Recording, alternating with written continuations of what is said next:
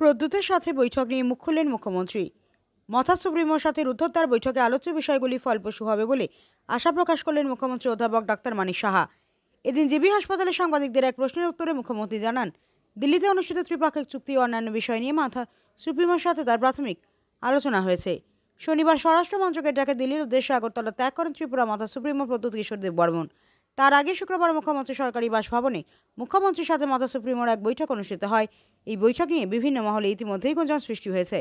শনিবার বিষয়টি নিয়ে সাংবাদিকরা মুখ্যমন্ত্রীর নিকট বিস্তারিত জানতে চান।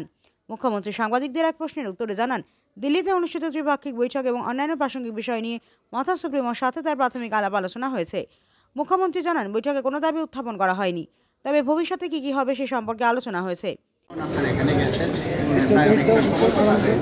মূলত যে বিষয়গুলো রাজ্যবাসী জানতে চান সেই বৈঠক বা আপনার সঙ্গে সাক্ষাতে কোন বিষয়গুলো গুরুত্ব পেয়েছে? আমি তো অলরেডি কালকে আমি যা দেখলাম, বেরিয়ে তো সাংবাদিক অভিযোগ হয়েছে।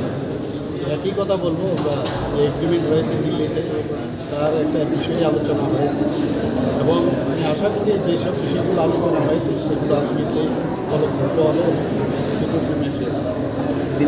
প্রস্তাব রেখেছেন আপনারা সবই এর মধ্যে কী কী হবে কী কী হবে না বিষয়ে আমরা আলোচনা একটা প্রাথমিক পর্যায়ে স্যার। তো 7 নভেম্বর আগরতলা একটা কর্মসূচি ছিল, কিন্তু কর্মসূচির অনুমতি পুলিশ দেয়নি। পরবর্তী ধাপে 28 নভেম্বর কর্মসূচি করার ঘোষণা দিচ্ছে, সেটা কি কবে আগরতলায় বাকি কর্মসূচি?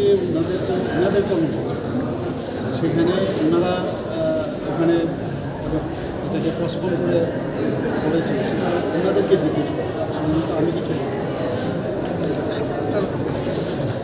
উল্লেখ্য, মাথা সুপ্রিমো এবং মুখ্যমন্ত্রীর বৈঠক ঘিরে রাজ্যের রাজনৈতিক মহলে জোর চর্চা শুরু হয়েছে। তবে জানা গিয়েছে, রাজ্যের আর্থসামাজিক উন্নয়ন নিয়ে মুখ্যমন্ত্রীর সাথে কথা বলেন প্রদ্যুৎ কিশোর দেববর্মনের।